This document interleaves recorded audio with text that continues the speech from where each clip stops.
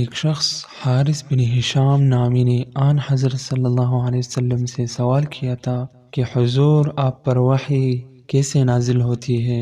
آپ صلی اللہ علیہ وسلم نے فرمایا کہ وحی نازل ہوتے وقت کبھی مجھ کو گھنٹی کی سی آواز محسوس ہوتی ہے اور وحی کی یہ کیفیت مجھ پر بہت شاق گزرتی ہے۔ جب یہ کیفیت ختم ہوتی ہے تو میرے دل و دماغ پر اس فرشتے کے ذریعے نازل شدہ وحی محفوظ ہو جاتی ہے، اور کسی وقت ایسا ہوتا ہے کہ فرشتہ بشکل انسان میرے پاس آتا ہے